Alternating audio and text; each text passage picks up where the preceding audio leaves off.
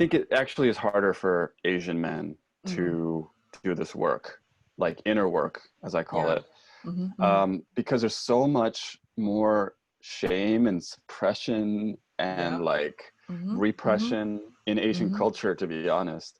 Welcome to Unconventional Asians, where we feature stories from Asians who dare to be authentic to show you what's possible. I'm your host, Clover Lamb. Today's unconventional guest is Samuel Shin, a second-generation Korean American living in San Francisco.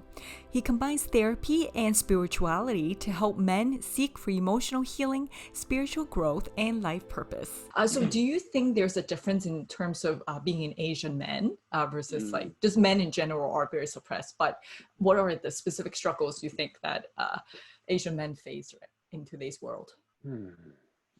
Asian men might be starting off like in even a more difficult kind of unconscious place. So, I don't see a lot of men at these retreats, at the men's retreats. There are some. And yeah, the Asian men that I see, they're living pretty unaware of these other things and mental health and mental illness issues, and they're not even in their mind much, but I think it will start to happen. Yeah. Well, having you being the unconventional Asian and the Totally. representation right there. I don't know how it happened. I don't know why. Like, I Yeah, just happened to be this person that was like, that is amazing. Is there I need to. something in your life that had happened that kind of guide you to that path? That's what I mean. Like, not really. No? Other than just, I see myself as kind of like everybody else. Other Asian. I was like very, I don't know how much to get into my story, but like just, I was like in a gang, and I was like, Were you? Okay. yeah, like Okay. Korean. I mean, I guess I wasn't Yeah. like in a gang, but I was like doing that. Like there were gang stuff, and I was Yeah.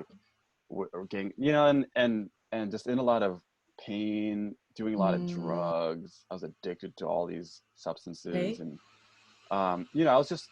I mean, but that wasn't any different than the other Asian men that I was around. I was just doing what they were doing, but Right. I think there was something in me that always kind of was very observant. I was very introspective. I was like different.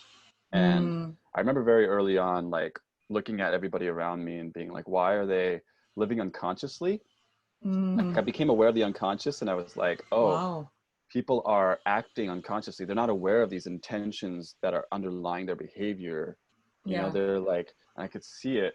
And then I just became drawn to psychology. Like psychology just really excited me. And it was one of those things, like, I feel lucky because a lot of people have a hard time finding their passion, and they might major Yes. in Oh, something that's yeah. like not.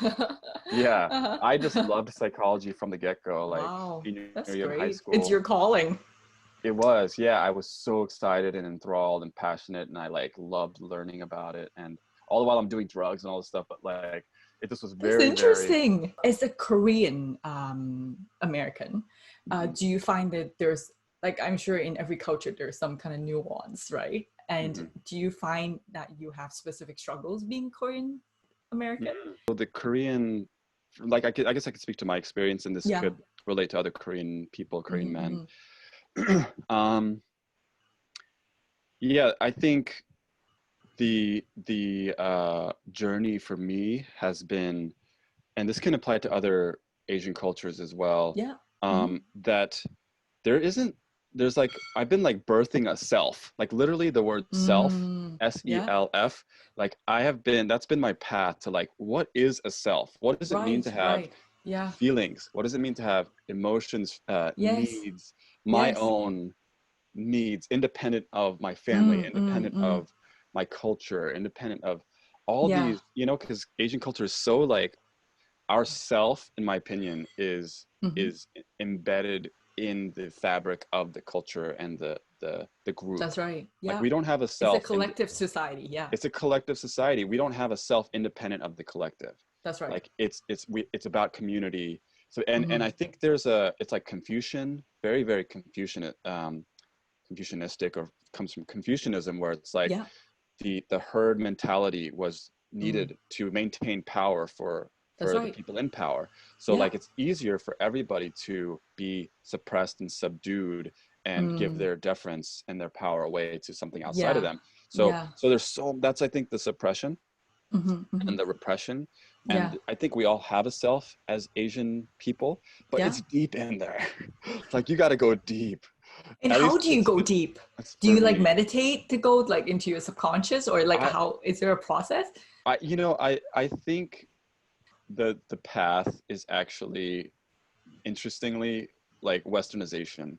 So like, because Western culture is so individual. It's so focused on self, boundaries. I'm separate and different than you. It's like we're not comparing, but we're distinguishing ourselves from other people and developing who we are Interesting. in reference to or in contrast to other people. So there's a lot more boundaries, a lot more separation energetically too. So as Westernization happens in Asian cultures, as people learn things like psychology or spirituality or self-help or personal growth, which is a very, very Western thing. That really is about developing the self. And it really is about like learning about who you are, getting in touch with your feelings, your needs, separating from these stories, messages, all these things that you got from your family. And it's really, I just think it's harder. It's like there's a bigger mountain to climb for Asian folks, but it's the same kind of path in the end. And I think it's important to, I mean, for me, I'm coming now back to my Asian roots after like having done that path for a very long time. Because I do see value in that perspective and community. And like, I don't want to say for sure, 100%. We still need that. No, we still need that for sure. And it's still a part of us. Like, there's a lot of gifts I think that Asian cultures, or at least for me, like something that my Asian upbringing gave me that white people don't have, essentially. Right. But now it's like, how do we combine both superpowers together? Right. Thank you for watching. Hope you enjoyed that video and found it useful. Make sure you click that subscribe button for more weekly videos. From now on, we're going to show the entire full episode on the weekend, and then we're going to show you a shorter version during the weekdays so that you can take a look and see if you want to watch the whole episode. Like this video if you enjoy content like this, vulnerability for men, and please let us know what type of topics you would like us to cover in the comment section below. All the links and information will be provided in the description box below regarding the book and Samuel's information. Until next time, dare to be authentic. Join our community at Unconventional Asians on Facebook, Instagram, and YouTube to hear more.